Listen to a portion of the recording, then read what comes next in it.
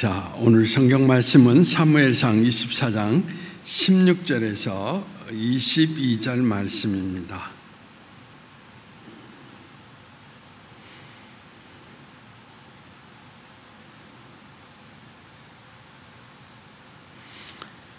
아, 24장 16절에서 22절. 다윗이 사울에게 이같이 말하기를 마침에 사울이 이르되 내 아들 다윗아 이것이 내 목소리냐 하고 소리를 높여 울며 다윗에게 이르되 나는 너를 학대하였을 때 너는 나를 선대하니 너는 나보다 의롭도다. 내가 나 선대하는 것을 오늘 나타냈나니 여호와께서 나를 내 손에 넘기셨으나 내가 나를 죽이지 아니하였도다. 사람이 그 원수를 만나면 그를 평안히 가게 하겠느냐? 내가 오늘 내게 행한 일로 말미암아 여호와께서 내게 선으로 갚으시기를 원하노라. 보라, 나는 내가 반드시 왕이 될 것임을 알고 이스라엘 나라가 내 손에 견고히 설 것을 아노니 그런즉 나는 내 후손을 끊지 아니하며 내 아버지의 집에서 내 이름을 멸하지 아니할 것을 이제 여호와의 이름으로 내게 맹세하라 하니라. 다윗이 사울에게 맹세하매 사울은 집으로 돌아가고 다윗과 그의 사람은 요새로 올라가니라. 오늘 이 성경 말씀은 매우 감동적인 내용이 담겨져 있다라고 말씀을 드릴 수가 있습니다. 이 성경 본문 가운데에서 사울이 직접적으로 나는 이제 왕의 자리에서 떠나갈 것이고 왕의 모든 것들이 누구에게 넘어갈 것이다? 다윗에게 넘어갈 것이다 라고 하면서 자기의 한마디로 멸망의 세계를 그가 인정하고 있는 모습을 여기에서 나타내주고 있습니다. 그런데 감동적이라고 하는 것은 바로 그 이야기를 드리려고 하는 것이 아니라 이 성경을 여러분이 잘 읽어보면 사울이 늘 누구를 죽이려고 했습니까? 다윗을 죽이려고 하였어요. 자기가 죽이려고 했던 다윗이 이제 왕이 될 것을 이야기하면서 사울이 다윗에게 자기의 후손들을 부탁하고 있는 그런 내용을 담아내고 있다는 것입니다. 나는 너를 죽이려고 했지만 이후에 내가 왕이 될 때에 내 가족을 지켜줄 것을 나는 믿는다라고 이야기를 하는 것입니다. 여러분, 나를 죽이려는 사람, 그런데 죽임을 받으려고 고통을 당하고 있는 그 사람이 사실은 내 인생의 모든 것을 맡길 수 있다라고 이야기하는 거 이해가 됩니까? 나를 죽이려고 하지 않아도 오늘 우리가 인생을 살아가면서 제가 묻고 싶은 이야기가 뭐냐면 장로님이 오늘 세상을 떠난다면 장로님 가족을 누구에게 맡길 수 있는 사람이 있습니까? 있어요? 무슨 이야기 하는 거야? 그럼 지금까지 어떻게 살았다라는 이야기를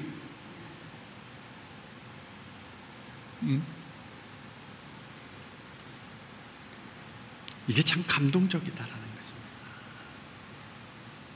나의 원수, 나는 내 욕심 때문에 너하고 원수간이 되었지만은 나는 너를 믿는다라는 이야기. 근데 함석헌 선생님이 그런 이야기를 했잖아요. 내가 죽고 난 다음에 내 친구에게 내 가족을 맡길 수 있는 사람이 있다면 나는 행복한 사람이다. 그런 이야기. 나는 행복한 사람이라고 생각하는데 나는 장로님에게 맡길 수 있고 그렇지 않아요? 대답을 안 해요?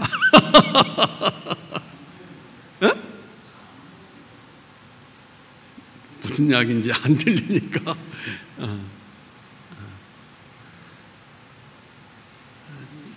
여러분들이 오늘도 이제 이 성경 말씀을 통하여서 우리에게 던지는 질문이 있습니다. 여러분들이 하나님의 사람이라고 일컫고 있는데 원수를 감동시킨 적이 있습니까? 라는 이야기예요. 이 말을 다른 말로 표현해야 한다면 악을 선으로 대한 적이 있습니까? 왜냐하면 성경 속에서 하나님의 강조점이 우리에게 악을 악으로 갚으라고 했습니까? 아니잖아요. 악을 선으로 갚으라. 그래서 다윗은 사울이 고백하고 있는 대로 죽일 수 있는 환경 속에 있었음에도 불구하고 그를 죽이지 않고 선대했다라고 스스로 고백을 하잖아요. 그래서 그러니까 그리스도인이라고 하는 것은 정말 하나님을 신뢰하고 하나님 안에 살아가는 사람은 하나님을 바라보면서 원수까지도 변화시킬 수 있는 능력을 갖고 살아야 된다라고 하는 것을 이야기하는데 참 어려운 이야기죠. 어려운 이야기.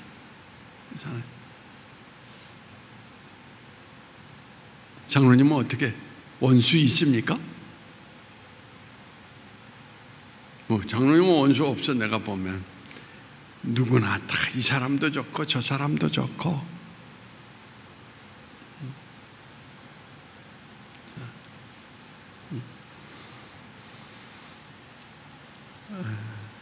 근데 인생을 살아가면서 제가 이제 노예도 가보고 교회 안에도 이렇게 살아보지만은 정말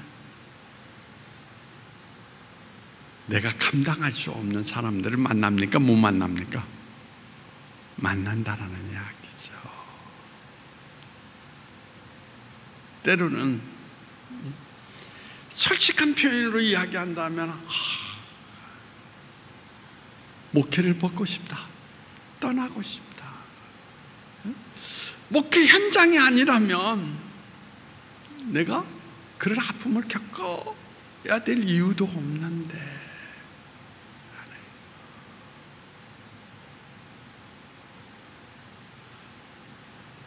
그럼에도 불구하고 여전히 하나님의 음성이 뭐냐?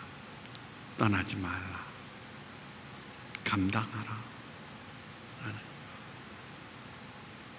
거기 덧붙이는 말이 뭐냐면 그 이야기거든요.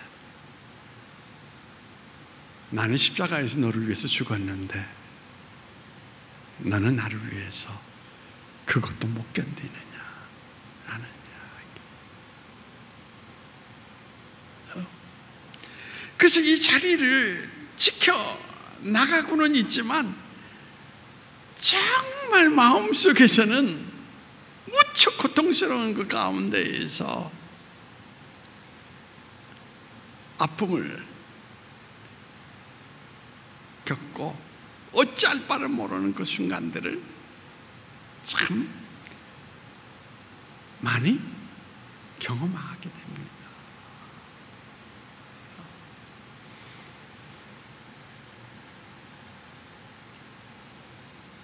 근데 지금 이제 생각을 해보니까 뭐냐면 바로 그런 하나의 순간들이 뭐냐면 네가 정말 하나님의 사람으로서 인생을 사느냐라는 그러한 기회였다라는 이야기인 것입니다.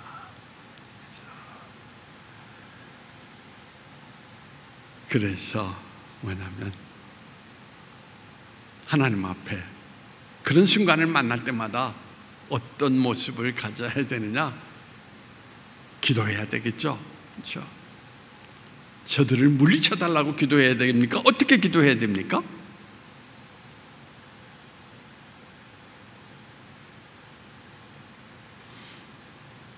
예수님이 십자가상에서 기도하셨던 모습을 기억하잖아요. 저들이 무지해서 알지 못해서 그러하오니 저들을 용서하옵소서.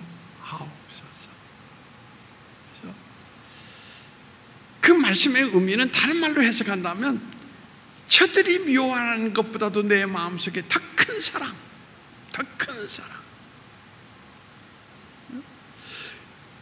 부어달라고 기도해야 된다라는 이야기인 것입니다.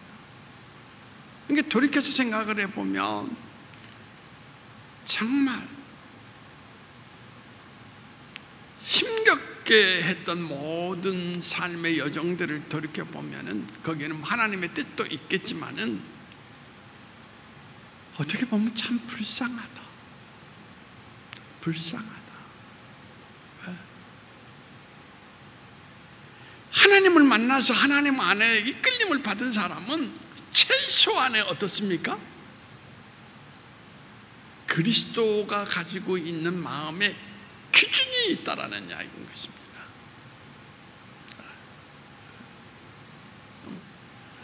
우리가 이제 창세기 가운데에서 노아 이야기를 많이 합니다. 셈, 야벳, 그 다음에 함이 있잖아요. 그죠? 셈은 동양인의 조상이고 야벳은 서양인의 조상이고 함은 아프리카의 조상이라고 이야기를 합니다. 그런데 함이 저주를 받아요. 그렇잖아요.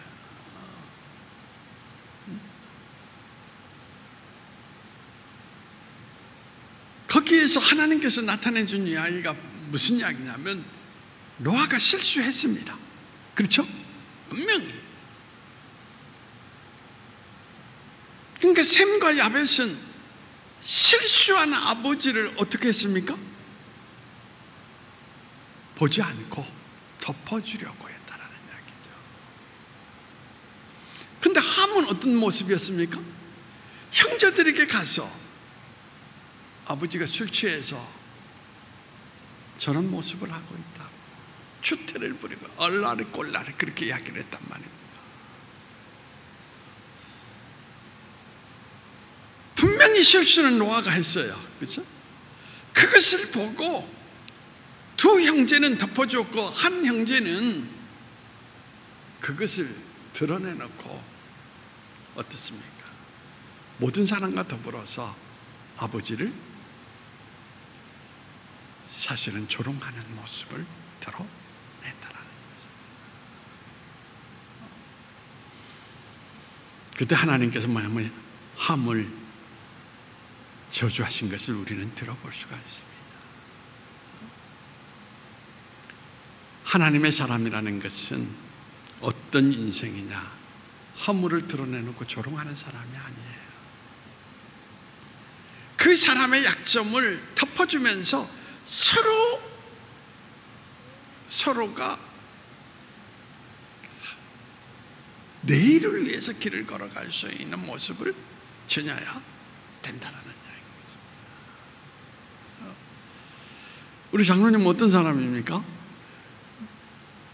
우리 공동체 안에서 형제들의 허물을 보면 그것을 드러내놓고 사람들하고 함께 비판하는 사람입니까? 아니면 그 사람을, 아픔을 가려주는 사람입니까? 덮어주는 사람이에요?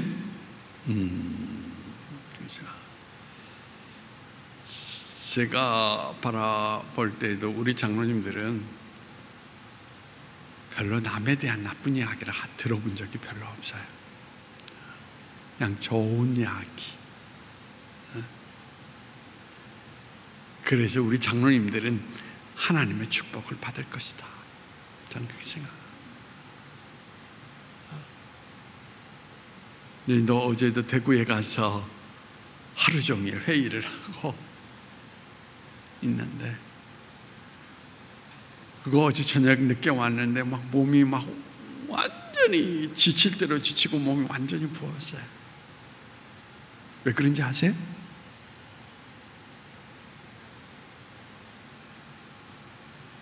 회의 내내 사람을 비난하고 지적하는 소리만 하니까 그 소리 속에서 내 몸이 영향을 받아가지고 너무 너무 지칠 대로 지쳐버렸다라는 것입니다.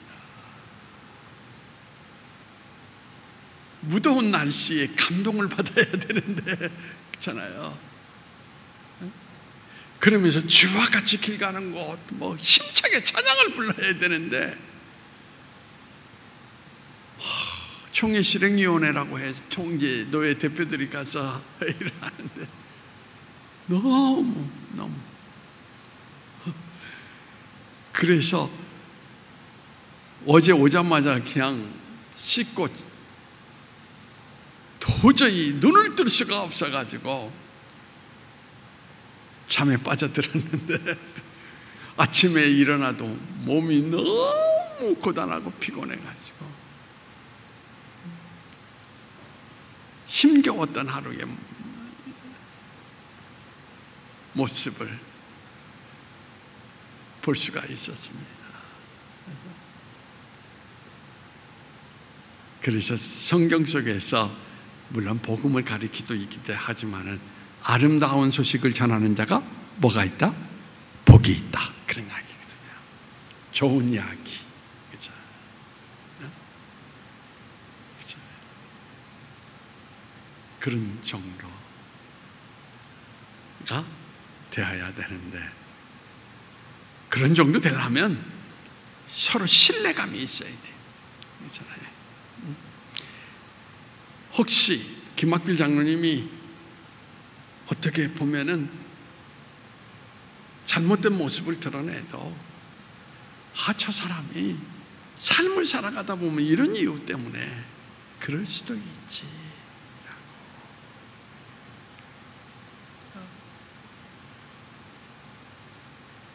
그러면서 그를 버리지 않고 그를 품고 살아갈 수 있는 그 인생이 진정한 신앙의 길을 걷는 사람의 모습이다 라는 것입니다. 어떻게 장로님은 어떻게 하실 겁니까? 저를 버리고 갈 겁니까? 저를 품고 갈 겁니까?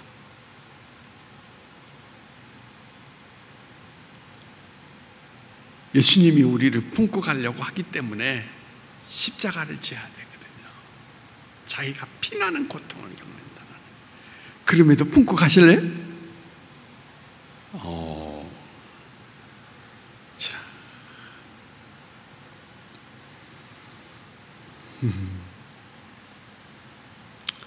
우리가 신앙의 길을 걸어가면서 지금 코로나19 시대에 그렇습니다. 제 우회되는 누님하고 전화를 하는데 이번에 책을 번역하면서 책을 하나 보내주면서 이런 이야기를 해요. 요즘 예수 믿는 사람들이 살기가 참 힘들다. 그런 이야기. 예수 믿는다고 해도 싸늘한 눈초리로 바라보면서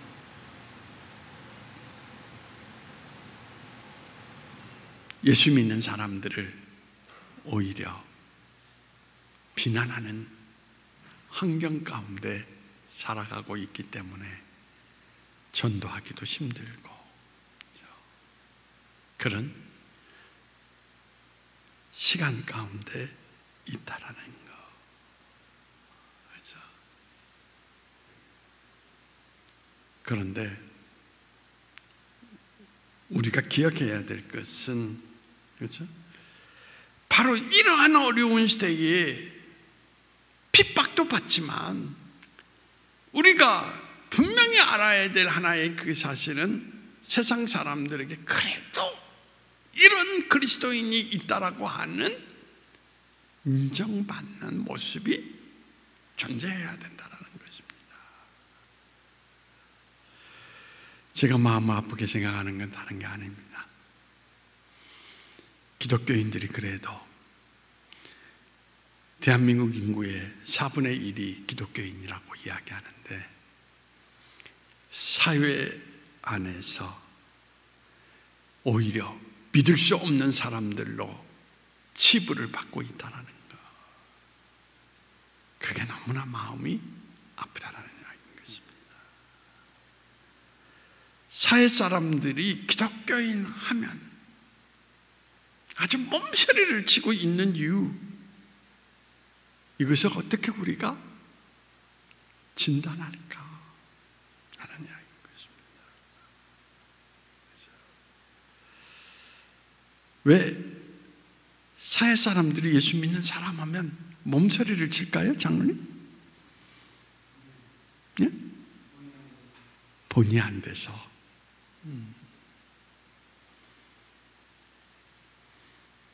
미국 타임지에 이런 기사가 실렸어요. 로스앤젤레스에는 교회가 많습니다. 교회가 많다는 건 참 긍정적이잖아요, 그렇죠? 근데 거기 덧붙인 말이 뭐냐면 교회가 많은데 청소년 범죄가 더 많아지고 있습니다.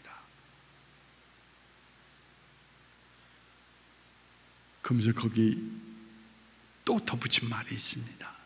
무슨 말인지 아십니까? 한국계 청소년들이 그렇습니다. LA가 어떤 도시예요? 한인이 제일 많은 사는 도시거든요. 그런데 그 LA에 한인교회가 엄청나게 많다는 것입니다. 교회가 많은데 한국계 청소년 범죄자들이 날마다 늘어나고 있다는 거예요.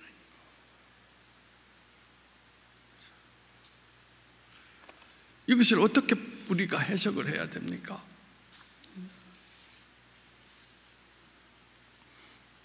저는 우리가 반성하고 회개해야 된다고 생각해요. 아니면 교회가 그동안 너무 물질적인 것만 추구하면서 본질적인 예수님을 어떻게 닮아갈 것인가? 우리 늘 찬양하는 거룩하기 원합니다 참마음으로. 근데 실상은 우리 한국교회의 기본적인 패턴을 보면은 무조건 물질 축복, 거기에 매여서 축복만 받으면 된다라고 하면서 경제적인 논리에만 빠져 있었을 뿐 예수 닮는 그런 일은 전혀 무관심했던 모습들. 저는 지금도 목회하면서 저는 그런 고백을 합니다. 우리 교회 안에 예수를 사는 사람들이 창세기에 나타나 있는 것처럼 소돔과 고모라 성이 멸망할 때 의인 10사람만 있어도라고 했던 그 애절함을 가지고 그런 사람만 있다면 나는 행복한 목회를 하는 사람이다 라고 이야기를 하셨어요.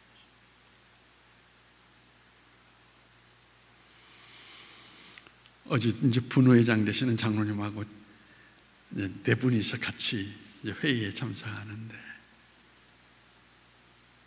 제가 감동을 받은 게 있습니다. 시골교회 교회 성도들이 목사님과 더불어서 갑자기 전화가 왔어요. 뭐냐? 코로나19 때문에 어려움을 겪고 있는 교회들이 많지 않습니까? 시골교회인데 그런 교회를 20교회를 선정해 주면 우리 교회가 작지만 돕도록 하겠습니다. 명단을 선정해 주십시오.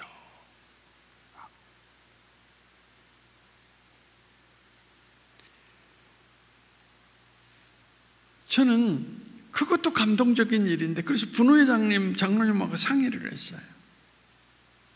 그랬더니 그분도 하시는 말씀이 뭐냐면 목사님, 시골교회는 코로나19 시대에도 크게 제재를 받지 않고 거의 예배를 드렸습니다. 재정적인 어려움이 덜합니다. 사실은 도시교회에는 개척교회도 많고 어려운 교회들이 정말 코로나 일구 속에서 제재를 받으면서 엄청나게 어려운 교회들이 많을 것입니다. 도시교회 위주로 어려운 교회를 선정하셨으면 좋겠습니다. 그분은 시골 장로님이신데 그런 이야기를 해요. 저는 거기에서 사람들은 다 자기 욕심대로 이렇게 시골 도와주십시오 이렇게 하는데 그분은 사실 그렇지 않습니다.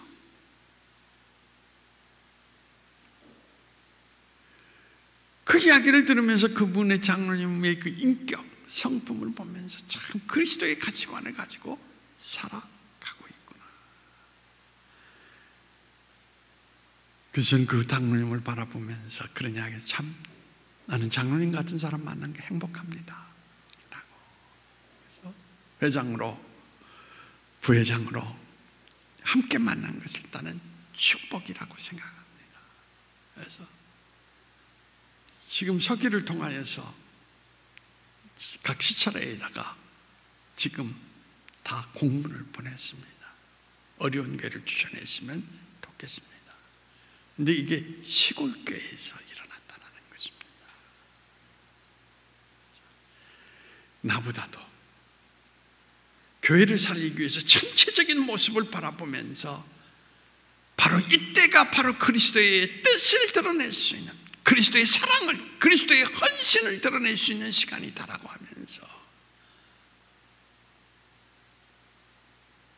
그래서 저는 하나님이 다 노회장 하기 싫었는데 하나님이 참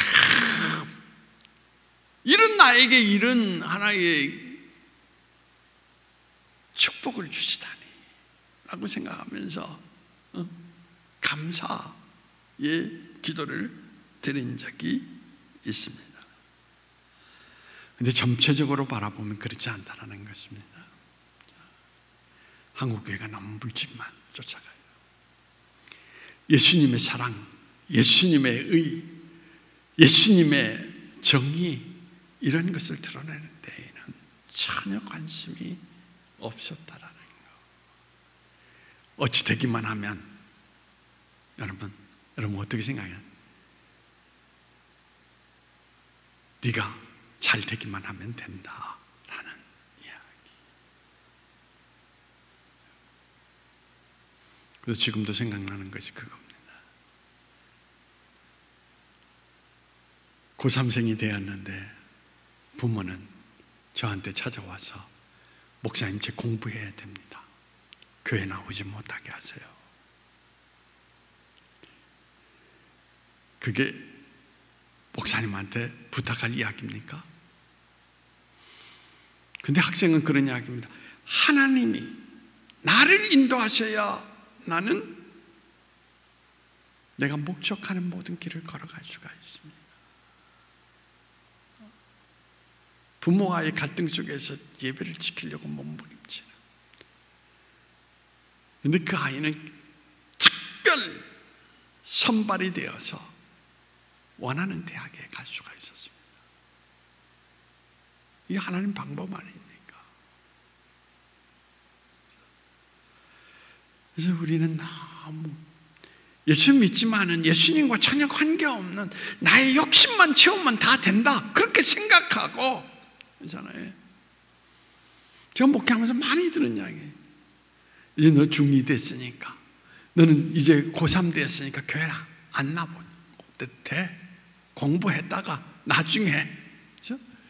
그래서 중학생 때부터 신앙이 부모에 의해서 끊어지는 그런 자녀들을 많이 볼 수가 있었습니다. 그러니 그 아이들이 자라나서 제대로 신앙의 길을 걸어가겠습니까? 제대로 된 가치관을 가지고 살아가겠습니까? 정말 우리 한국교회는 회개해야 된다라고 생각을 하게 됩니다.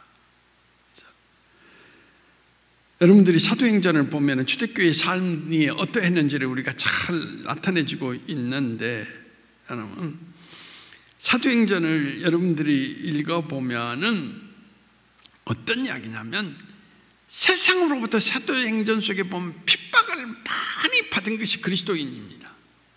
그런데 장로님, 사도행전을 제대로 읽었으면 그 당시 그리스도인들이 핍박만 받았습니까? 네?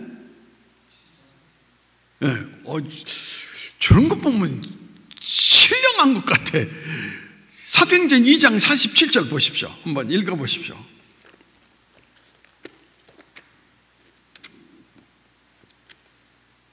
이건 꼭 읽어보셔야 됩니다.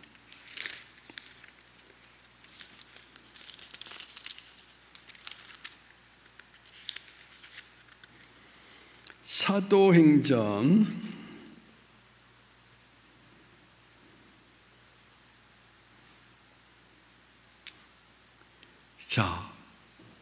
2장 47절 말씀 찾으셨습니까?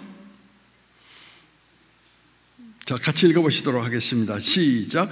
하나님을 찬미하며 또 온 백성에게 칭송을 받으니 주께서 구원받는 사람을 날마다 더하게 하시니라. 여기에서 어떤 백성이라 하겠습니까?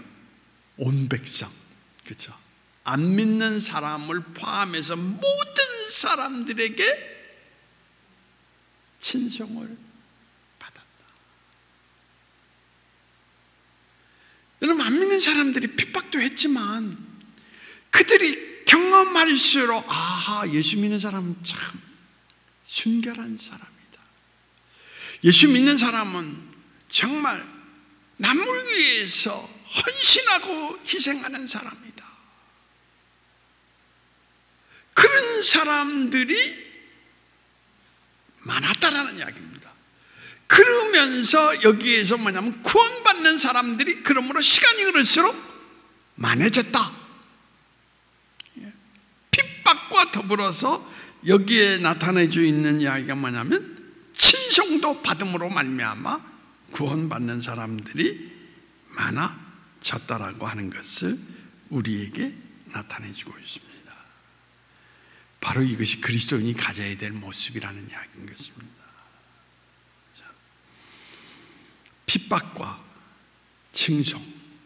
왜냐하면 제대로 예수 믿으려고 하면 어떤 말이 나느냐, 그냥 적당히 예수 믿어 하면서 핍박이 옵니까 안 옵니까? 너만 예수 믿냐? 예수 믿어도 어떻습니까? 광신자처럼 믿지 마. 핍박이 오거든요.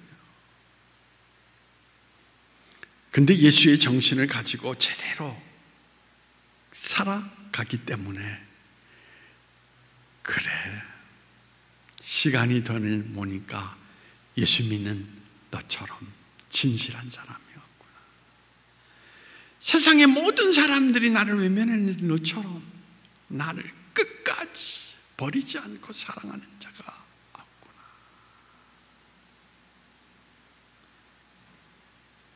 그러므로 나는 너를 인정한다라는 이야기거든요. 그러면서 시간이 지남에 따라서 나도 예수 믿어볼까? 이런 역사가 일어나야 된다는 것입니다. 그러니까 여기에서 우리는 중요한 이야기가 뭐냐면 친송만 받아도 이건 문제가 있어요. 친송만 받으면 어떤 일입니까? 세상 사람들에게 맞춰서 그들의 뜻대로 산다는 얘기예요. 옳고 그른 것을 분명하게 드러내면서 예수 믿는 것이 아니라 세상을 추구하고 살아간다라고 이야기를 드릴 수가 있습니다. 그다음에 핍박만 받는다라는 것은 한마디로 말해서 어떤 이야기냐? 정말 잘못되어 있는, 세상 사람들이 아무리 헤아려봐도 예수 믿는 사람으로서의 바른 모습이 없다라는 이야기거든요. 그렇기 때문에 오늘 이 성경의 사도행전에서 나타내주는 이야기가 핍박과 칭송을 같이 받는 것이 진정한 하나님의 사람의 모습이라고 하는 것을 우리에게 말해주고 있습니다. 뭐냐면 세상과 타협하지 않고 예수님의 길을 똑바로 걸어가려면 세상 사람들이 어떻습니까? 고통을 줍니다. 그렇지만 삶의 자리 가운데에서 예수의 정신, 예수의 사랑을 드러내고 살아가기 때문에 역시 예수 믿는 사람은 다르다. 정말 예수님께서 말씀하신 대로 예수 믿는 사람은 세상의 빛이에요 라고 하며 저들은 우리 가운데 있어야 될 사람들이야 라고 이렇게 일컬음을 받는 모습이 있어야 된다라고 하는 그 사실을 우리에게 나타내주고 있는 것을 찾아볼 수가 있습니다. 여러분들이 정말 정상적인 그리스도인이라면 오늘 다윗을 기억하십시오. 다윗은 하나님의 기름을 부음을 받고 왕으로 어떻습니까? 이제 선택된 사람이지만은 하나님보다 앞서가지 않습니다. 하나님께 기준을 두고 사울 왕을 해할 수 있는 기회에도 기름 부은 종이니까 나는 손댈 수 없다라고 하면서 하나님의 뜻을 드러내게 됩니다. 그래서 사울을 감동시키는 사람. 더 나아가서 사울이 자기 자녀의 모든 인생들을 맡길 수 있는 믿음의 사람으로 칭하고 있는 것을 바라볼 수가 있습니다. 오늘도 예수를 제대로 믿으면 박해가 있다라는 거 꼭 기억하십시오. 그렇죠? 근데 적당히 타협해서 믿으면 박해 받을 일이 없죠. 그렇죠? 근데 제대로 믿고 그래서 삶에서 예수 그리스도의 기본적인 뜻을 드러낼 수 있는 진정성 있는 그리스도인이 된다면 결국 그들은 인정하게 될 것이고, 사도행전에서 더 강조하는 말이 뭐냐, 그들이 이제 회개하고 돌아올 수 있는 기회를 얻게 될 것이다 라고 하는 이야기를 하고 있습니다. 오늘도 다윗처럼 여러분들이 원수를 감동시키며 원수로부터 인정받을 수 있는 하나님의 사람으로서 인생 길을 걸어가는 진정한 그리스도인의 모습을 나타낼 수 있는 하나님의 자녀가 되기를 원합니다. 정말 그랬으면 좋겠어요. 그래서 저 사람은 예수님 길을 걷는 사람이야. 예수를 믿는 데에는 타협이 없는 사람이야. 근데 저 사람은 우리에게 감동을 주는 사람이야. 모든 사람들에게 앞서서 먼저 희생하고, 먼저 헌신하고, 먼저 감싸주고, 저 사람의 모습을 보면서 나도 예수 믿고 싶다. 이런 일들이 여러분의 삶을 통하여서 이 코로나19 시대에 많이 일어나기를 주님의 이름으로 축복합니다. 자, 기도하시겠습니다. 다윗을 통하여서 하나님의 사람의 모습이 무엇인가를 우리에게 나타내 주심을 감사합니다. 하나님의 길, 신앙의 길을 지켜가려면 핍박이 온다라는 것. 그러나 그 길을 가감하지 않고 지켜갈 수 있는 믿음의 용기, 그리고 더 나아가서 예수님이 주신 정신으로 살아가는 인생, 여기에 하나님만이 아니라 원수도 감동시킬 수 있는 하나님의 선한 역사가, 선한 능력의 역사가 일어나서 예수 믿는 사람이 날로 더해져가는 세상이 된다라고 하는 그러한 앞날의 세계를 내어다볼 수 있도록 주님께서 허락해 주심을 감사합니다. 듣는 데에서 끝나지 않게 하시고 이런 우리 모두가 되게 하여 주시어서 하나님의 신이 우리를 운행하시고 우리를 지배하시고 우리를 인도하시는 인생길 가운데 걸어갈 수 있는 우리의 신앙적 삶이 될 수 있도록 허락해 주시기를 원하오며 나시는 예수님의 이름으로 기도하옵나이다. 아멘. 자, 413장 찬송을 부르시겠습니다.